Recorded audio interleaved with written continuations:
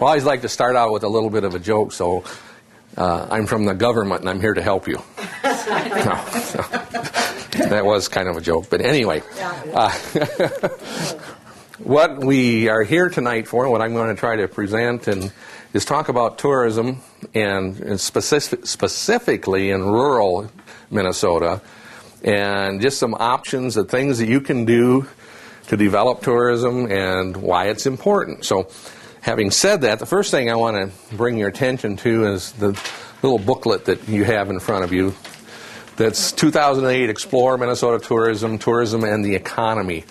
If you look through this kind of tells the whole story of economic development and tourism in Minnesota. It tells you how many people are coming, how much is being spent, during which seasons. The thing that I always like to point out is on page 2, because a lot of people think of southern Minnesota as, well, everybody for tourism, they all go north, they go up to Lakes Country and the North Shore and all those types of things. If you look on page 2 at that little red map with the ABCDs on it, you can see that A, obviously, is the Twin Cities metro area, and they have the biggest amount of where people are going when they travel in Minnesota. They have 45% of the travelers. Then you go to B, the Northeast, which is the traditional Arrowhead, Duluth, up in that area. They have 16% of the visitors. You go to C, which is your Brainerd, Bemidji, the traditional kind of the resort area.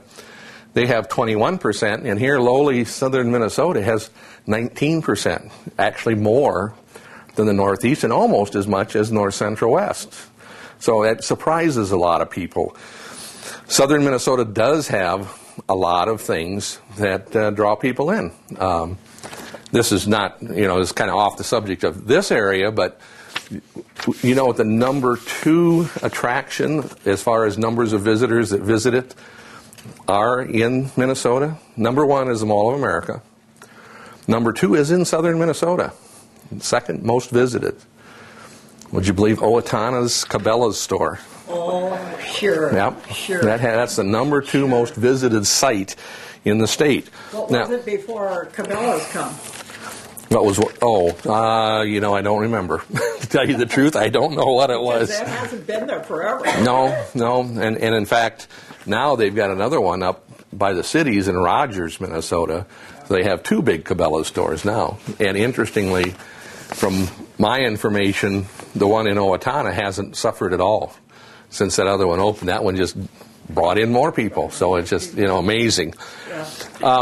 One thing that I'll just kind of point out to you, too, is on page 4, 5, and 6, this is what a lot of people find interesting. This breaks down the gross sales tax generated, and the private sector employment from travel and tourism, broken down by county.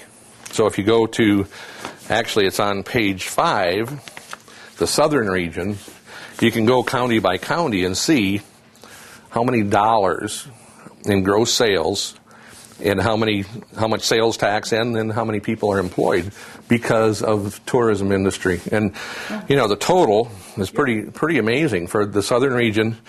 $1.3 billion, not million, billion, with 80 million, almost $81 million in sales tax generated, and 37,376 jobs generated by tourism. So pretty amazing. It's such a big industry in our state, and a lot of people don't realize that. That's one of the things that is important if you're going to be promoting tourism and trying to develop tourism products in your area. One of the key first steps is to educate the local community and elected officials of things just like this, so they understand and realize this is big. It can generate a lot of dollars for our community and a lot of taxes that we can then use, just different things. So that's one of the key steps to it. What I plan to do, just to kind of let you know here, is go over some basic things and then leave a lot of time for questions and answers. However, I like to do it very informally. If you have a question about something I'm talking about right at the time, I won't be offended if you just go, hey, I want to ask this question now. That's fine, because that way probably if you have the question, there's probably a couple other people that may have that same question, and we can get it while it's fresh, because if you're like me, by the time I get to the end, I probably forgot what it was I wanted to ask. So just feel free to do that right up at the start. I can't believe that. What's that? That you'd forget something. Forget what? Oh, just kidding. Sorry. First thing we're going to cover, I'm going to draw your attention to the green sheet that you have in your packet. And it's, like any other economic development strategy, rural tourism requires some basic components or steps to be successful. You have to have attractions. Now you say, oh, geez, we don't have the Mall of America or Disney World. No, but attractions go a lot further than that. It can be anything that's either natural or man-made, with features that both within your community or in the adjacent area that people are interested in. Now you might say, well, what's some examples of that? Well, things like trails, lakes, rivers, state parks, wildlife areas, antique stores, unique gift shops, historic sites, cultural sites. In fact, historic and cultural sites right now are one of the big items that people are wanting to go and visit.